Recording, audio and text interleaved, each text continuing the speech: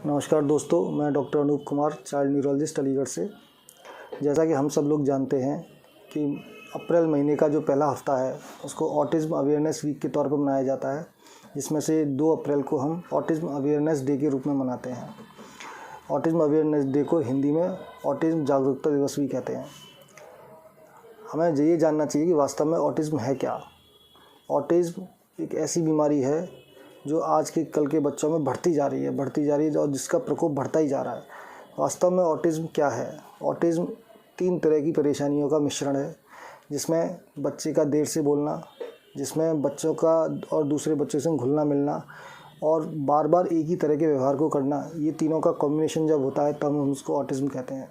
कभी कभी अति चंचलता, जिसे हम हाइपर एक्टिविटी भी इंग्लिश में कहते हैं, उसमें एक एसोसिएटेड फाइंडिंग रहती है।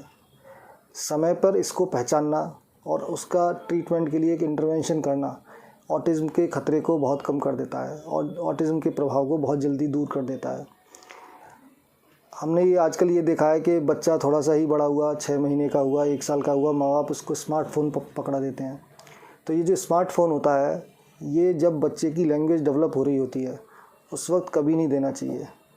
क्या होता है, नॉर्मली हम लोगों की स्पीच कैसे डेवलप करती है कि माँ बच्चे से बात करती है, बच्चा माँ की बात समझता है, फिर उसको अपने ब्रेन में कैलकुलेट करता है, ब्रेन में उसको एनालाइज करके फिर कुछ बोलता है, जिसको फिर माँ समझती है, माँ फिर अपने ब्रेन में एनालाइज करती है, फिर बोलती है, फिर बच्चा समझता है। तो this is a by directional process.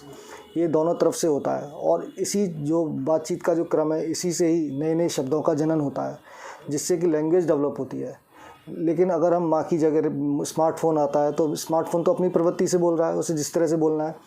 तो धीमे धीमे क्या होता है कि बच्चा जब उसे लगता है कि स्मार्टफ़ोन उसकी भाषा को जवाब ही नहीं दे रहा है, वो अपनी तरफ से बोल रहा है और बढ़िया बढ़िया उसमें चित्र सुनाई दे रहे हैं, तो बच्चा उसको रेस्पॉन्ड करना कम कर देता है और उसके जो बोलने की प्रवृत्ति है वो धीमे धीमे स्वतः ही कम होती चली जाती है और बच्चा मोबाइल के संग एक वर्चुअल एनवायरनमेंट क्रिएट कर देता है।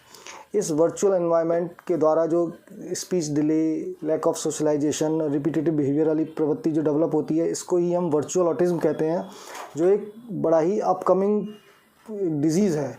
और जब से कोविड-19 गया है, इसकी जो इंसिडेंस है उसमें एक विस्फोटक तौर पर एक बढ़ोतरी हुई है और ये बड़ा ही एक चिंताजनक विषय है।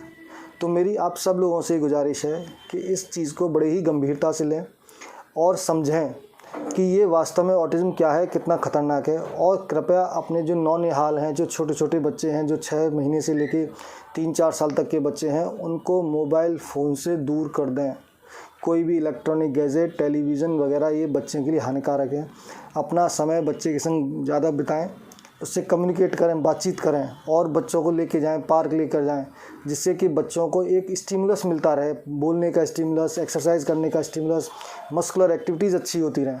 तो मेरी आप सब लोगों से गुजारिश है कि ऑटिज़्म नाम की बीमारी को बड़ी गंभीरता से लें और इसके प्रभावों को समझें और अगर किसी में पाए जाते हैं लक्षण तो उसका तुरंत निस्तारण करने की कोशिश करें और इमीडिएटली अपने नज़दीकी डॉक्टर से मिलें और नहीं समझ में आए तो चाइल्ड न्यूरोलॉजिस्ट से मिलें, जिससे कि समय पर उसका इलाज हो सके और बच्चों को इस खतरनाक बीमारी से बचाया जा सके।